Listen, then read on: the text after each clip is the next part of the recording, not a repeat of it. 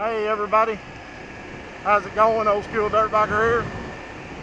Today is going to be part one of a multi-part series on the 3 hydroelectric dams where we get our power all within 40 miles of my house. This one right here is only 20 miles from my house. It is called Wilson Dam. It is almost 1 mile across.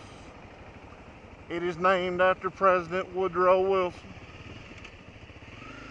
because he was the one that started it. They started it in 1916, 1917 for World War I. The main reason they started building it is because they built the nitrate plants down here and they were making bombs. And they was using it to electricity and everything. All of this area right here in the tailwaters of this dam is very treacherous and dangerous, but it is without a doubt the best smallmouth fishing in the United States for numbers and size. Now I'm sure our love to bike might disagree with me just a little bit on that, because Minnesota and Wisconsin has some mighty fine lakes for catching smallmouth. But there ain't no other places in the country where you can catch a 10-fish stringer that weighs almost 60 pounds and they're all smallmouth. Okay, and the world record smallmouth has just about been caught here, 9 pounds plus. Let's see, the leaves are falling off the trees. Let me see if I can step off this thing. Turn it off and maybe give y'all a better look. Off. Okay. Get down here and fall in the river. This is it. This was a very dangerous, treacherous. All this was dry when they was building it. I've seen pictures. Wide angle pictures from the 20s and 30s. Or earlier, when they was, all this was railroad tracks, concrete mixers, houses, everything was all right here they was using to build it. Get on these dead gum rocks, fall and bust my butt. One of them rolled out from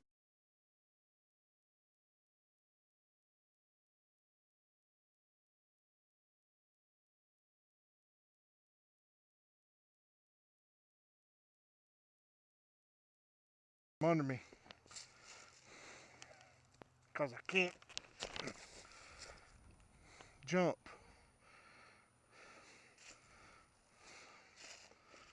But all this was working area with people, hundreds, thousands of people, and it lit up all of North Alabama. This is why we prospered in the area, why it's prosperous over in Huntsville, Alabama with the Space and Rocket Center and the rocket program, Redstone Arsenal, all the way up to Knoxville, the Tennessee Valley Authority that got everything going at Franklin Delano Roosevelt, the New Deal. What you're seeing up there in the distance, if you can see it, is the mill house where they generate the turbines. All the water's turning loose and the turbines are generating the water. Right over there is the spillways. I don't know, 30, 40 spillways. When this was dry and it's building at that island, there's 2 locks for barge traffic on the other side of that island. That was all used for diverting the water. Muscle Shoals got its name. I'm on the Colbert County side. What you're looking at on the other side is the Lauderdale County, Alabama side, the north side. It was Muscle Shoals. This was the only place that the Union armies or the Confederate armies could cross the river between South Pittsburgh over near Chattanooga to right here. This was rapids it was very, very treacherous, rapids and, you know, shallow, and they could cross right here. And there were so many mussels in the water, mussels like little oysters. That's why they call it Muscle Shoals. And it also made the music, as everybody knows. But I wanted y'all to see this. I wanted you to see that this right here was dry. It's the best smallmouth fishing in the world. When they got done building it, these rocks you see, they just raked everything up. I don't see none of these pieces of iron. There's still stuff in the water with iron sticking out of it. They just tore everything down, all their forms and foundations, scraped it over to the side and left it. Which, you know, that's 1916 for you. The other dams are better, but you can really, really, really get in trouble in your boat if you're up here fishing and don't know what you're doing. You can get in trouble and get killed in a hurry. Many people's been killed right here because of the water's really moving here, because they generate 24 hours a day, 7 days a week at this dam. But I'm going to take you to the other two dams. I'm going to take you down here below this dam, about 1 mile below it, called McFarland Bottom. And I'm going to show you the recreational area where people camp, goof off, and do whatever. I'm going to take you on the upper side of the dam on Wilson Lake. This is Pickwick Lake. I'm going to take you up on Wilson Lake to Wheeler Dam, which is 14 miles north of this dam.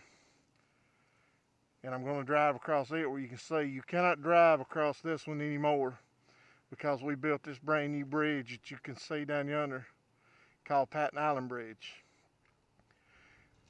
That closed this one down because it was built in 1916, and that tells you it was built for Model Ts, and it's unbelievably narrow what you had to drive across. But they drove across it up till about 3 years ago.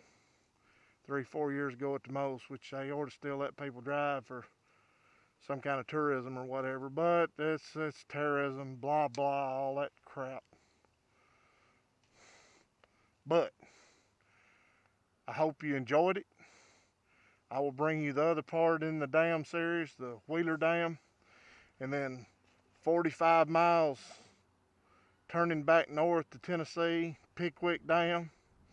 Pickwick Dam is 40 miles from my house, 45. This is 20 miles from my house.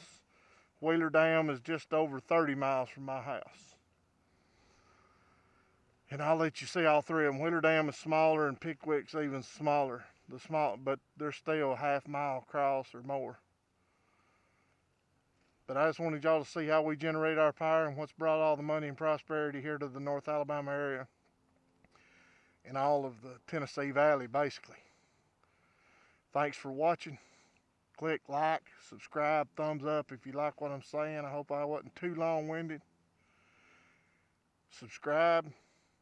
Let me know your comments. Leave them below. Thanks for watching. Old School Dirt Biker out.